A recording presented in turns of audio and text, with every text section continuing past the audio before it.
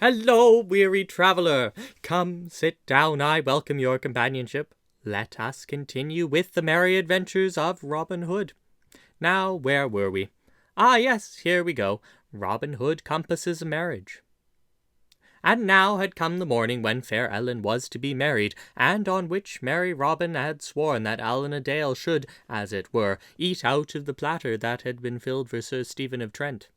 Up rose Robin Hood, blithe and gay, up rose his merry men one and all, and up rose last of all stout Friar Tuck, winking the smart of sleep from out of his eyes. Then, while the air seemed to brim over with the song of many birds, all blended together and all joining in the misty morn, each man raved face and hands in the leaping brook, and so the day began. Now, quoth Robin, when they had all broken their fast, and each man had eaten his fill, it is time for us to set forth upon the undertaking that we have had in hand for today. I will choose me a score of my good men to go with me, for I may need aid, and thou, Will Scarlet, will abide here and be chief while I am gone. Then, searching through all the band, each of whom crowded forward eager to be chosen, Robin called such as he wished by name, until he had a score of stout fellows, and very flower of his yeomanry. Beside, Little John and Will Stutely were nigh all those famous lads of whom I have already told you. Then, while those who so chosen ran leaping, full of joy, to arm themselves with bow and shaft and broadsword, Robin Hood stepped aside into the covert, where donned a gay beribboned coat, such as might have been worn by some strolling minstrel, and slung a harp across his shoulder, the better to carry out the part. All the band stared, and many laughed, for never had they seen their master in such a fantastic guise before. Truly, quoth Robin, holding up his arms and looking down at himself, I do think that it be somewhat of a gay, gaudy grasshopper dress, but it is a pretty thing for all that, and doth not it ill befit the turn of my looks, albeit I wear it for but the nonce. But I say, Little John, here are 2 bags that I would have thee carry in thy pouch for safe keeping. I can ill care for them beneath this motley. Why, master, quoth Little John, taking the bags and weighing them in his hand, here is a chink of gold. Well, that there be, said Robin, it is mine own coin, and it is the band is none the worse for what is there. Come, busk ye, lads, and he turned quickly away. Get ye straight away. Then, gathering the score together at a close rank, in the midst of which were Allan and Dale and Friar Tuck, he led them forth upon their way from the forest shades. So they walked on for a long time, till they had come out of Sherwood and to the vale of Rotherstream. Here were different sights from what one saw in the forest. Hedgerows, broad fields of barleycorn, pasture lands rolling upward till they met the sky, and all dotted over with flocks of white sheep. Hayfields, whence came the odour of new-mown hay, that lay in smooth swaths over which skimmed the swifts in rapid flight. Such they saw, and different was it, I wot, from the tangled depths of the sweet woodlands, but full as fair. Thus Robin led his band, walking blithely, with chest thrown out and head thrown back, snuffing the odours of the gentle breeze that came drifting over the hayfields. Truly, quoth he, the dear world is as fair here as it is in the woodlands. Who calls it a vale of tears? Methinks it is but the darkness in our minds that bringeth gloom to the world. For what saith that merry song that thou singest, Little John? Is it not thus? When mine love's eyes do shine, do thine. When her lips smile so rare, the day it is a joken fine, so fine, though let it be wet or fair.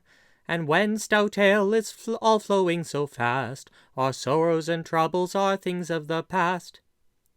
Nay, said Friar Tuck piously, ye do think of profane things and of naught else, yet truly there be better safeguards against care and woe than ale drinking, bright eyes, to wit fasting and meditation. Look upon me, have I the likeness of a sorrowful man? At this a great shout of laughter went up all around, for the night before the stout friar had emptied twice as many cannikins of ale as any one of all the merry men. Truly, quoth Robin, when he could speak for laughter, I would say that thy sorrows were about equal to thy goodliness. So they stepped along, talking, singing, jesting, and laughing, until they had come to a certain little church that belonged to the great estates owned by the rich priory of Emmet. Here it was that fair Ellen was to be married on that morn, and here was the spot towards which the yeomen had pointed their toes. On the other side of the road, from which the church stood with waving fields of barley around, ran a stone wall along the roadside.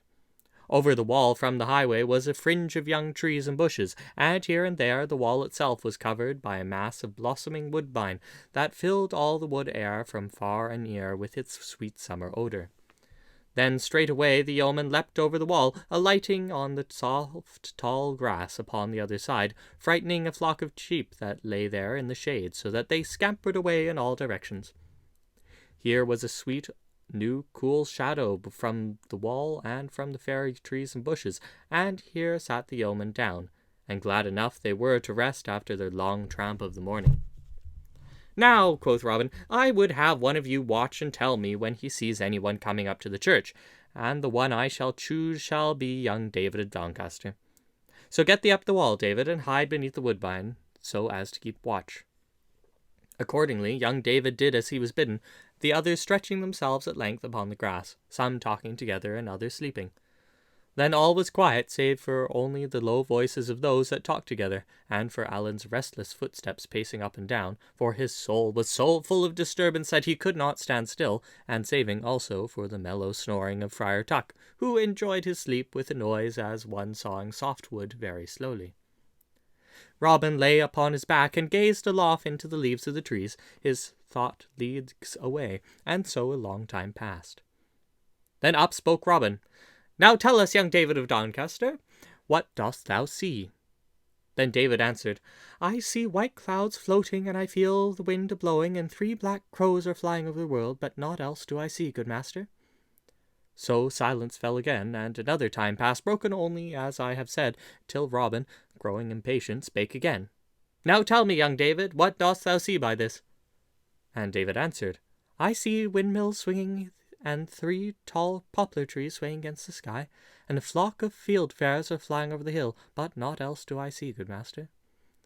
So another time passed, till at last Robin asked young David once more what he saw, and David said, I hear the cuckoo sing, and I see how the wind makes the waves in the barley field. And now over the hill to the church cometh an old friar, and in his hands he carries a great bunch of keys, and lo, he cometh to the church door. Then up rose Robin Hood, and shook Friar Tuck by the shoulder. Come, rouse thee, holy man, said he, whereupon, with much grunting, the stout Tuck got to his feet. Marry, bestir thyself, quoth Robin, for yonder in the church door is one of thy cloth. Go thou and talk to him, and so get thyself into the church, that thou mayst be there when thou art wanted. Meantime, Little John, Will Stutely, and I will follow thee anon. So Friar Tuck clambered over the wall, crossed the road, and came to the church, where the old friar was still labouring with the great key, the lock being somewhat rusty, and he somewhat old and feeble. Hullo, brother, quoth Tuck, let me aid thee. So saying, he took the key from the other's hand, and quickly opened the door without a turn of it. Who art thou, good brother? asked the old friar in a high wheezing voice. Whence comest thou, and whither art thou going? And he winked and blinked at the stout Friar Tuck like an owl in the sun. Thus do I answer thy questions, brother, said the other. My name is Tuck, and I go no farther than this spot, if thou wilt happily but let me stay while this same wedding is going forward. I come from Fountaindale, and in truth am a certain poor hermit, as one might say, for I live in a cell beside the fountain blessed by the holy Saint Elfreda. But if I might understand not, there is to be a gay wedding here today. So if thou mindest not, I would fain rest me in the cool shade within, for I would like to see this fine sight. Truly thou art welcome, brother, said the old man, leading the way within. Meantime Robin Hood, in the guise of harper, together with Little John and Will Stutely, had come to the church. Robin sat him down on a bench beside the door, but Little John, carrying the 2 bags of gold, went within, as did Will Stutely. So Robin sat by the door, looking up the road and down the road to see who might come, till after a time he saw 6 horsemen come riding sedately and slowly, as became them, for they were churchmen in high orders. Then, when they had come nearer, Robin saw who they were, and knew them. The first was the Bishop of Hereford, and a fine figure he cut, I wot. His vestments were of the richest silk, and around his neck was a fair chain of beaten gold. The cap that hid his tonsure was of black velvet, and around the edges of it were rows of jewels that flashed in the sunlight, each stone being set in gold. His hose were of flame-colored silk, and his shoes were black velvet, and the long pointed toes being turned up and fastened to his knees, and on either instep was embroidered a cross in gold thread. Beside the bishop rode the prior of Emmet upon a mincing palfrey. Rich were his clothes also, but not so gay as the stout bishop's. Behind these were two of the higher brethren of Emmet, and beside these again 2 retainers belonging to the bishop, for the Lord Bishop of Hereford strove to be like as the great barons, as was in the power of one in the holy orders. When Robin saw this train drawing near, with flash of jewels and silk and jingle of silver bells on the trappings of the nags, he looked sourly upon them. Quoth he to himself, "Yon bishop is over gaudy for a holy man. I do wonder whether his patron, who methinks was St. Thomas, was given to wearing golden chains about his neck, silk clothing upon his body, and pointed shoes on his feet, the money for all of which, God wot, hath been wrung from the sweat of poor tenants. Bishop, bishop, thy pride may have a fall ere thou wottest of it." So the holy men came to the church, the bishop and the prior jesting and laughing between themselves of certain fair dames, their words more befitting the lips of laymen, methinks, than holy clerks. Then they dismounted, and the bishop, looking around, presently caught sight of Robin standing in the doorway. "Halloa, good fellow," quoth he in a jovial voice. "Who art thou that struttest in such gay feathers?" "I am a harper, and I am from the north country," quoth Robin, "and I can touch the strings, I wot, as never can another man in all merry England can do. Truly, good lord bishop, many a knight and burgher, clerk and layman have danced to my music willy-nilly, and in most times greatly against their will. Such is the magic of my harping. Now this day, my lord bishop, if I may play at this wedding, I do promise that I will cause the fair bride to love the man she marries with a love that shall last as long as that twain shall live together." "Ah, is that so?" cried the bishop. "Meanest thou this in sooth?" And he looked keenly at Robin, who gazed boldly back again into his eyes. "Now, if thou wilt cause this maiden, who hath verily bewitched my poor cousin Stephen, thus to love the man she is to marry, as thou sayest thou canst, I will give thee whatsoever thou wilt ask me in the due measure. Let me have a taste of thy skill, fellow." "Nay," quoth Robin, "my music cometh not without I choose, even at the Lord Bishop's bidding. In sooth, I will not play until the bride and bridegroom come."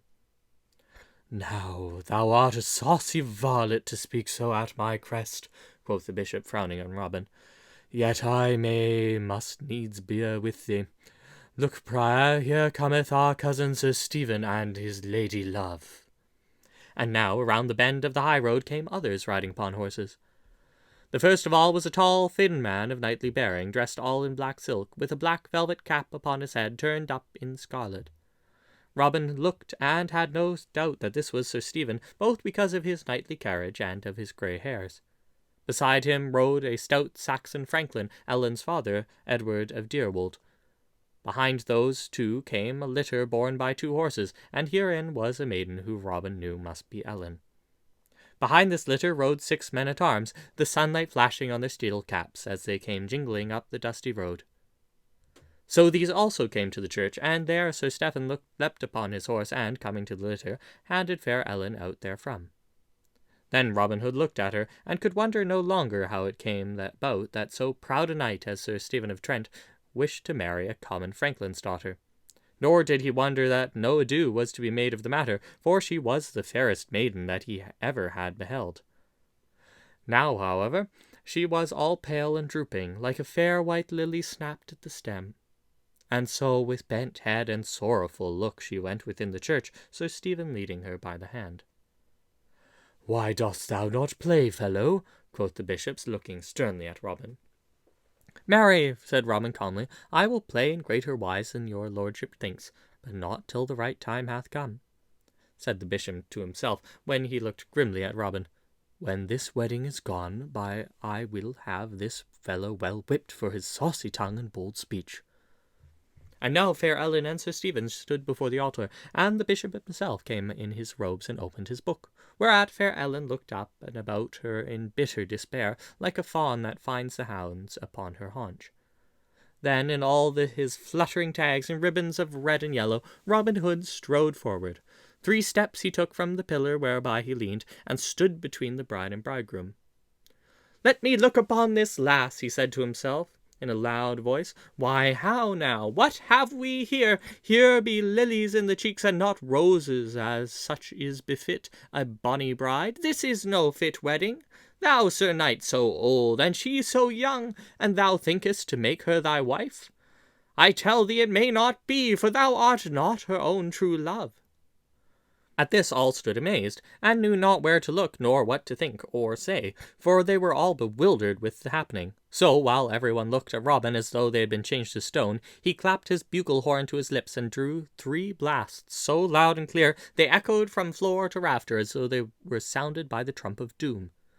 Then straightway Little John and Will Stutely came leaping and stood upon either side of Robin Hood, and quickly drawing their broadswords, the while a mighty voice rolled over the heads of all, "Here be I, good master, when thou wantest me." For it was Friar Tuck that so called from the organ loft. And now all was hubbub and noise. Stout Edward strode forward, raging, and would have seized his daughter to drag her away, but Little John stepped between and thrust him back. "Stand back, old man," said he. "Thou art a hobbled horse this day." "Down with the villains!" cried Sir Stephen, and felt for his sword, but it hung not beside him on his wedding day. Then the men-at-arms drew their swords, and it seemed like blood would wet the stones, but suddenly came a bustle at the door, and loud voices. Steel flashed in the light, and the crash of blows sounded. The men-at-arms fell back, and up the aisle came leaping 18 stout yeomen, all clad in Lincoln green, with Allan a Dale at their head. In his hand he bore Robin Hood's good, stout, trusty bow of yew, and this he gave to him, kneeling the while upon one knee. Then spake Edward of Deerwold in a deep voice of anger. "Is it thou, Allan a Dale, that hath bred all this coil in the church?" "Nay," quoth merry Robin, "that have I done, and I care not who knoweth it, for my name is Robin Hood." At this name a sudden silence fell. The prior of Emmet and those who belonged to him gathered together like a flock of frightened sheep when the scent of a wolf is nigh, while the Bishop of Hereford, laying aside his book, crossed himself devoutly. "Now heaven keep us this day," said he, "from that evil man." "Nay," quoth Robin, "I mean you no harm. But here is fair Ellen's betrothed husband, and she shall marry him, or pain will be bred upon some of you." Then up spake stout Edward in a loud and angry voice. "No, I say nay. I am her father, and she shall marry Sir Stephen and none other." Now all this time, while everyone was in turmoil and about him, Sir Stephen had been standing in proud and scornful silence. "Nay, fellow," said he coldly, "thou mayest take thy daughter back again. I would not marry her after this day's doings, could I gain all merry England thereby. I tell thee plainly I love thy daughter, old as I am, and would have taken her up like a jewel upon the sty, yet truly I knew not that she did love this fellow, and was beloved by him. Maiden, if thou dost rather choose a beggarly minstrel than a high-born knight, take thy choice. I do feel it shame that I should thus stand talking amid this herd, and so I will leave you." Thus saying, he turned, and gathering his men about him, walked proudly down the aisle. Then all the yeomen were silenced by the scorn of his words. Only Friar Tuck leaned over the edge of the choir loft, and called out to him ere he had gone. "Good den, Sir Knight, thou washest old bones must always make room for young blood."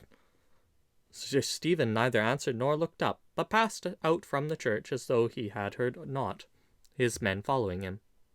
Then the Bishop of Hereford spoke hastily. "I too have no business here, and so will depart," and he made as though he would go. But Robin Hood laid hold on his clothes that held him. "Stay, my lord bishop," said he, "I have yet somewhat to say to thee." The bishop's face fell, but he stayed as Robin bade him, for he saw he could not go. Then Robin Hood turned to stout Edward of Deerwold, and said he, "Give thy blessing on thy father's marriage to this yeoman, and all will be well. Little John, give me the bags of gold. Look, farmer, here are 200 bright golden angels. Give thy blessing, as I say, and I will count them out to thee as thy daughter's dower. Give not thy blessing, and she shall be married all the same, but not much as a cracked farthing shall cross thy palm. Choose. Then Edward looked upon the ground with bent brows, turning the matter over and over in his mind. But he was a shrewd man, and one withal that made the best use of a cropped pimpkin. So at last he looked up and said, in no joyous tone, "If the wench will go her own gait, let her go. I had thought to make a lady of her, yet if she chooses to be what she is like to be, I have naught to do with her henceforth. Nevertheless, I will give her my blessing when she is duly wedded." "It may not be," spake one of those of Emmet. "The banns have not been duly published, neither is there any priest here to marry them." "How sayest thou?" roared Tuck from the choir loft. "No priest? Mary here stands a holy as man as thou art. Any day of the week, a clerk in the orders, I would have thee know. As for the question of banns, stumble not that over that straw, brother, for I will publish them." So saying, he called the banns, and, as says the old ballad, lest 3 times should not be enough, he published them 9 times over. Then straightway he came down from the loft, and forthwith performed the marriage service. And so Allan and Ellen were duly wedded. And now Robin counted out 200 golden angels to Edward of Deerwold, and he, upon his part, gave his blessing, yet not, I wot, as though he meant it with overmuch goodwill. Then the stout yeoman crowded around and grasped Allan's palm, and he, holding Ellen's hand within his own, looked about him all dizzy with his happiness. Then at last jolly Robin turned to the Bishop of Hereford, who had been looking on all that passed with a grim look. "My Lord Bishop," quoth he, "thou mayst bring to thy mind that thou didst promise me that, did I play in such a wise as to call the fair lass to love her husband, thou wouldst give me whatsoever I asked in reason. I have played my play, and she loveth her husband, which she would not have done but for me. So now fulfill thy promise. Thou hast upon thee that which methinks thou wouldst be better without. Therefore, I pray thee, give that golden chain that hangeth about thy neck as a wedding present for this fair bride." Then the bishop's cheeks grew red with rage, and his eyes flashed. He looked at Robin with a fell look, but saw that in the yeoman's face, which bid him pause. Then slowly he took the chain from about his neck and handed it to Robin, who flung it over Ellen's head so that it hung glittering about her shoulders. Then said merry Robin, "I thank thee on the bride's part for thy handsome gift, and truly thou thyself art more seemly without it. Now, shouldst thou ever come nigh to Sherwood, I much hope that I can give thee there such a feast as thou hast ne'er had in all thy life before." "May heaven forfend!" cried the bishop earnestly, for he knew right well what manner of feast it was that Robin Hood gave his guests in Sherwood Forest. But now Robin Hood gathered his men together, and, with Allan and his young bride in their midst, they all turned their footsteps toward the woodlands. On the way thither, Friar Tuck came close to Robin and plucked him by the sleeve. "Dost live a merry life, good master," quoth he, "but dost thou not think that it would be for the welfare of all your souls to have a good stout chaplain such as I to oversee holy matters? Truly I do love this life mightily." At this merry Robin laughed amain, and bade him stay and become one of their band if he wished. That night there was such a feast held in the greenwood as Nottinghamshire had never seen before. To that feast you and I were not bidden, and pity it is that we were not. So, lest we should both feel the matter more keenly, I will say no more about it.